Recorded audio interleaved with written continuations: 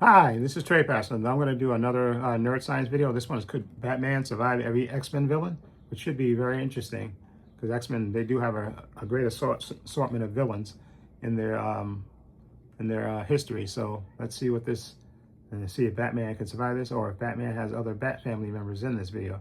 Okay, so let's see. Okay, please hit the like, subscribe button. I'll be right back with my reaction. Okay, let me put my headphones on. Okay. Okay, let's try this. Here we go. Right now, go. Wolverine's claws don't come loose. Yeah. They're bone, grown straight out of his forearms and sheathed in a metal that bonds at the molecular level. The one time that metal ever came off him, it was Magneto, tearing it out through Logan's skin from the inside. So when Batman and Nightwing drop into the Narrows and find 3 of those claws buried in a brick wall, no body, no blood trail, nothing useful, the math is already wrong. The X-Men came to Gotham 3 hours ago to shut down a localized mutant disturbance downtown. Their comms went dark at 11:47 p.m. Whatever took them didn't leave a fight scene, it left a warning. And the one thing in recorded history that does what was done to Wolverine is already somewhere in this city waiting. This is Mike. We're back for another awesome video for NerdScience. Leave your like, subscribe, and let's roll it. The question isn't whether Batman can win a fight tonight. It's whether he can survive long enough to reach the one enemy he can't. The immovable object. Batman doesn't panic. He follows the heat signature. A massive thermal bloom is radiating off the Monarch Theater 2 blocks north. So they move fast and quiet through the Narrows. The moment they breach the theater's side entrance, Toad drops from the rafters. The resin his tongue secretes can, in his stronger showings, coat a target's airway and lock down voluntary muscle function inside 4 seconds. Against a normal person, that's a fight ender. Against the Arkham suit, it's a 4-second inconvenience. The suit's chemical filtration scrubs the toxin before it ever reaches Batman's lungs. And he puts Toad down with a high-voltage nerve pulse that scrambles his motor signals completely. Toad hits the floor and stays there. Then, the Blob walks out of the dark. Fred Dukes doesn't look like a threat until you understand what he actually is. His mutation anchors his own mass to the planet. A personal gravity field that ties him to the Earth with a force that scales with his concentration. Kinetic energy directed at him doesn't rebound. He's pliable, near indestructible tissue absorbs the impact and bleeds it off as heat. Batarangs stop mid-arc. Batman strikes land with full force and accomplish nothing because the anchor swallows their momentum before it can transfer into Duke's body. Force equals mass times acceleration, and against Blob, the acceleration term rounds down to 0. You can't hit a man harder when the hit itself stops counting. Batman works this out in about 8 seconds, which is faster than most people would, but Blob is already filling the doorway and there's no going around him. So Batman stops trying to go through him and goes under him instead. He plants explosive gel on the theater floor in a tight ring around Blob's feet, a 2-meter radius, and detonates it. The floor gives way.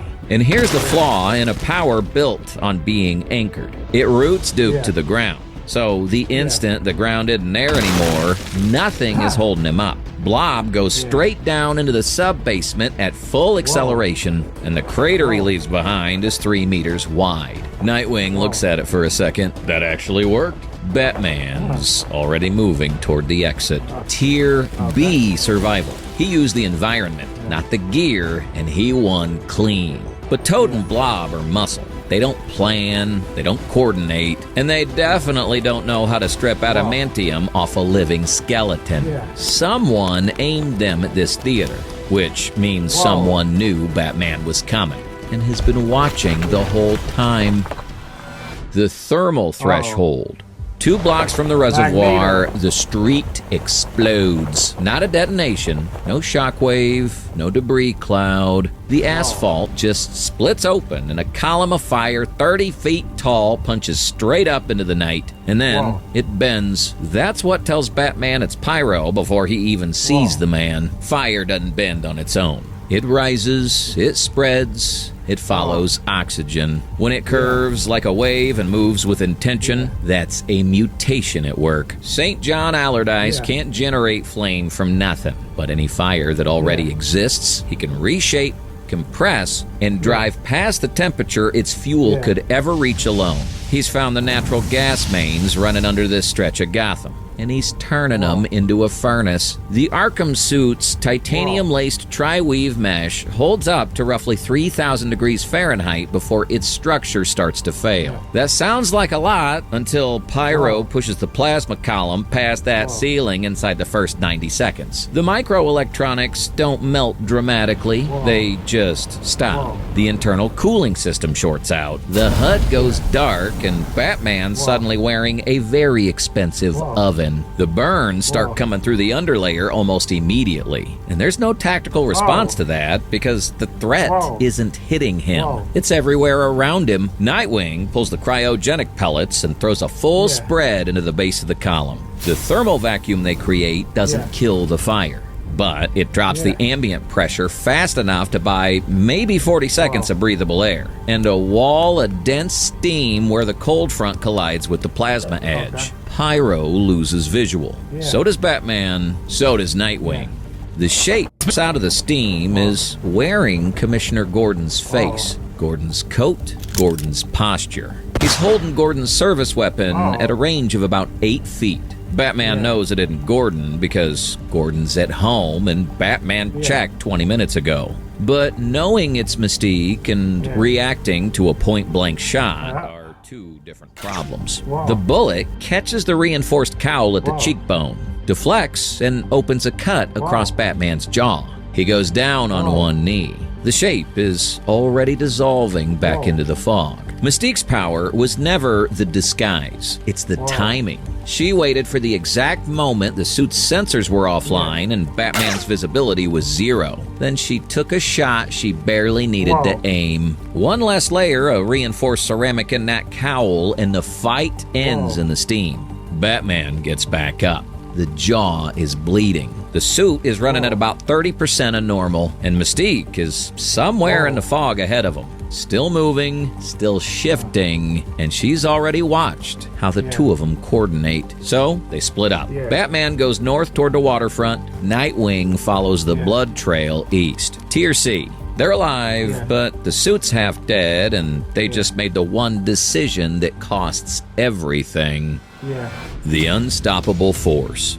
Nightwing finds the blood trail first. It cuts east through 2 blocks of chain length and broken glass before it ends at the gate of old Gotham Central Rail Yard. Half a mile of decommissioned track and rusted freight cars nobody's used since the port rerouted in the 90s. The trail stops clean at the gate, which means Mystique knew she was being followed and stopped bleeding on purpose. Nightwing knows that. He goes in anyway, because that's who Dick Grayson is and always has been. A Screama Stick's already live in his hands. Sabretooth doesn't announce himself. He drops from the arm of a rusted loading crane 40 feet up and lands 8 feet behind Nightwing without a sound, which should be physically impossible for 270 pounds of dense muscle and bone, but Victor Creed's body doesn't work like a normal human's, and neither does his proprioception, the internal sense that tells a body exactly where it is in space. Nightwing spins on instinct and drives both sticks into Creed's chest in the same motion. Full contact. 50,000 volts dumped straight into his nervous system, enough to put a normal man on the ground and keep him there. Creed stumbles back 2 steps and shakes it off in about 4 seconds. Because his accelerated regeneration doesn't just close wounds. It repairs damaged nerve tissue in real time. The electrical disruption is already reversing before his foot finds the ground again. Then the claws come out. Creed drives his right hand through the chest plate of Nightwing's armor in a single forward thrust. And the sound it makes over the open comm line is not something Batman can misidentify. It isn't a crack or a thud. It's a wet, dense puncture, followed by a sound Dick Grayson has never made in 15 years of field work. And then Sabretooth's gone. He's a hunter, not an executioner. He opens the wound and leaves the kill for the thing already moving through the rail yard behind him. Batman's already moving. He covers the 6 blocks in under 2 minutes on the grapple line, fast and hard. Because fast and hard is all he has left with the suit at a third of capacity. He lands in the rail yard and the freight cars are already moving, which makes no sense until one of them flies sideways and the thing behind it becomes visible. Kane Marco doesn't need a running start once he's in motion. And he's been in motion since before Batman arrived. The Crimson Gem of Sidorak doesn't give Juggernaught strength in the conventional sense. It gives him unstoppable momentum, which is a different problem entirely. Strength you can redirect. Momentum at that scale just continues.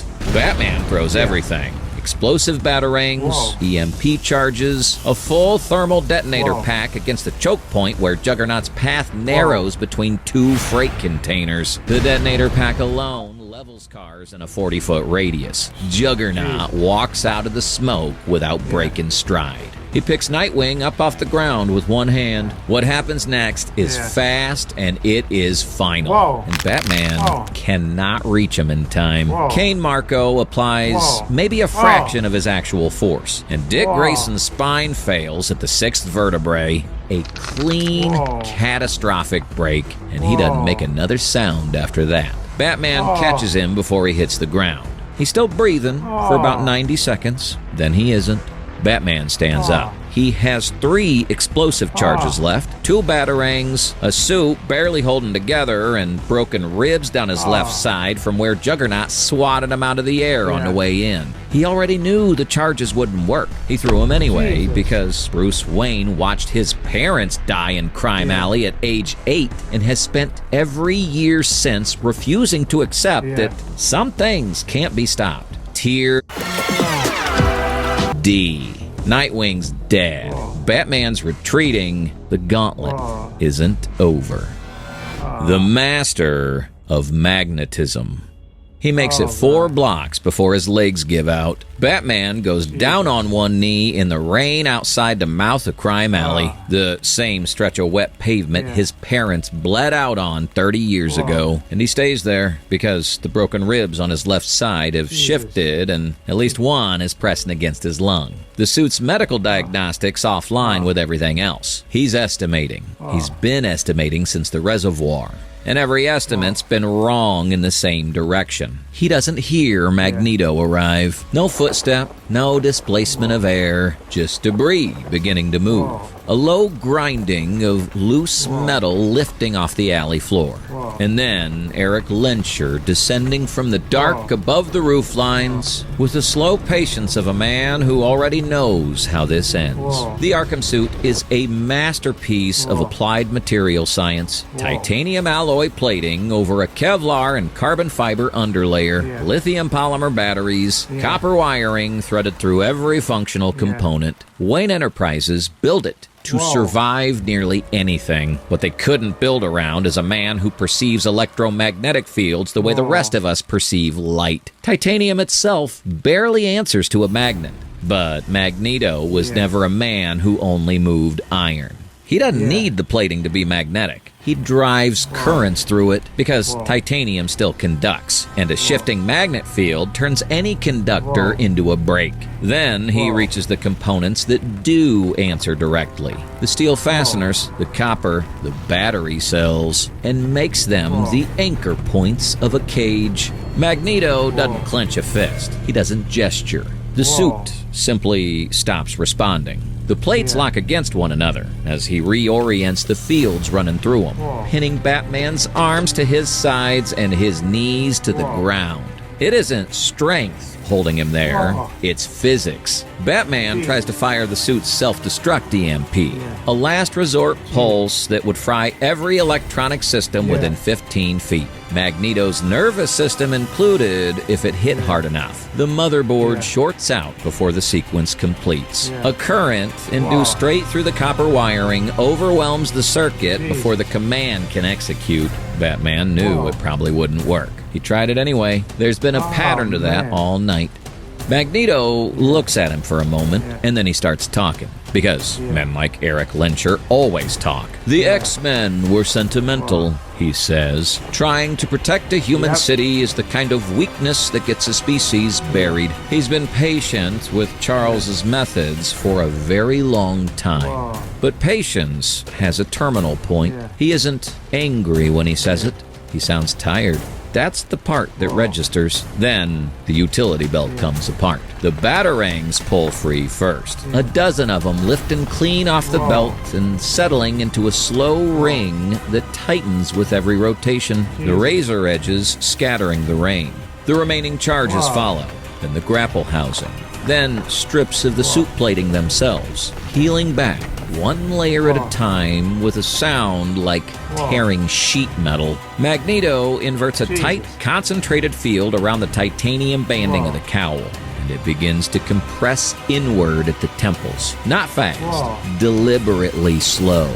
Batman can't move his arms, can't trigger anything, can't think of a variable he hasn't already spent. The world's greatest detective in the alley where he was made, with nothing left to deduce. The cowl cracks. Jesus. Gotham's power grid dies one district at a time. The lights pulling out like a breath, leaving a body. And the Dark Knight falls where his story started. There's no survival tier for this one. You don't rate a fight nobody walked away from. Magneto doesn't look back. He came to Gotham for the X-Men. And the man who stepped in for him was only ever a man in a metal suit, which, against this particular enemy, was never armor at all. It was a cage, waiting for someone to close it. Spider-Man runs this exact same gauntlet next, and that goes very differently. Subscribe now and find out why. How do you say? Yeah. Oh my God, that was horrific. Again, because Batman has no defense, against Magneto, because, that was just brutal, the way that ended. And again, Nightwing always dying in these things. That was just horrendous, what happened to, oh my God, again, Nightwing always dies in these things, but again, Magneto just, woof. You got it, and that's why you need somebody ruthless to go up against Magneto. No sympathy, and like I said, Batman had that suit. I was surprised they didn't have swoop in to maybe save Batman, like Justice League came to save Superman when he was fighting Thanos, because that was brutal what they did to Nightwing and Jesus, exactly. Even if I don't think he was, even if he was prepared, he'd have to have a suit that didn't have any kind of metal or anything that could conduct metal or something, because Magneto just ripped him apart literally piece by piece. But he had to basically go through a gauntlet of villains until he had him weak enough to. That was brutal. No, Batman could not survive every X-Men villain, because Magneto had a plan, and he had his henchmen follow it piece by piece by piece. Oh my God. Again, like I said, Nightwing, he gets the worst of it in these things. It's just, that was horrific. Again, very horrific. Now, they said Spider-Man going to run the same thing, same gauntlet, and I think he'll survive because Spider-Man doesn't have any metal in his suit. Okay, so, and plus he has the Spidey sense, I think, which will warn him when the villains are coming and stuff, and he has agility, and plus Spider-Man is really strong. Spider-Man is usually holding back when he fights villains and stuff, but against Kane Marco and all that stuff, and plus Peter is smart. Okay, Peter is smart. He knows science too. So I think Spider-Man has a better chance, again, because unlike that, he don't have any metal in his suit, and unless he's wearing that particular suit that Tony Stark gave him. But if I'm talking about regular Spider-Man, he doesn't have any metal in his suit, right? I think the only thing he may have is web shooters and stuff, but he has agility, and plus he has super strength and spidey sense. Okay, so he got to bet, maybe he can know when Magneto's coming or anybody's coming at him before they come, okay, and plan accordingly. And so that's why I want to see that one. Could Spider-Man survive any X-Men villain? I think he probably can, because he has several advantages over Batman. Because Batman, again, for all this stuff, he's still only human, and he's like in a metal suit against Magneto, who controls magnetism and things that conduct metal. Oh my God, that was brutal.